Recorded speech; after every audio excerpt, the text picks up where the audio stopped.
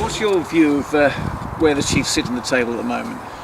Well, I mean, it's not ideally where we'd like to be. Obviously, higher up would be always better. But the good thing is about that is that we've put ourselves in a position where we can go after every game now, flat out, without any worries whatsoever. Because we're sat where we're sat, and we can only climb now as we take each game as it comes. Well, there's something remarkable happens between now and the end of the season. I think in years to come, the abiding memory, of course, will always be that cup success, won't it? Yeah, it's fantastic to have that to look back on and to say now that was it's a very good achievement. Winning cups don't come on that often, so yeah, next year it'd be nice to look back. But that's certainly, it's gone now. It's been put to bed. All the celebrations have been done, and we've got four very big games left, physically, emotionally, all of them. And yeah, we'd like to finish on a flurry. How much does the cup take out of you as a team, though? Because I mean, Rob's very clever in the way he sort of, puts teams out for certain competitions. And of course, as the LV Cup reached its climax, it was a real drain on the players, I suppose, when other teams were getting a couple of weeks off, weren't they?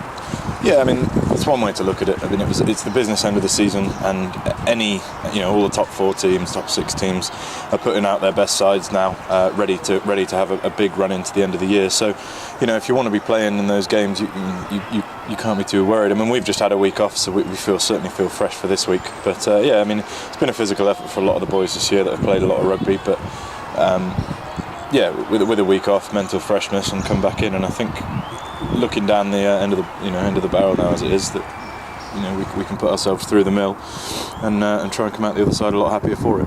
What do you expect from Worcester? Because all of a sudden they've given themselves just a glimmer of a chance of survival, haven't they? Yeah, of course. I mean, yeah, they're going to be absolutely desperate. We expected nothing else, even if they'd lost that game to Newcastle the week previous. So yeah, they're going to be absolutely desperate. There's no doubt about it. But we haven't lost to them in the Premiership, so it'd be, we're going to go up there, just as desperate as they are, hopefully, to rip it away from them. But certainly will be a very big contest.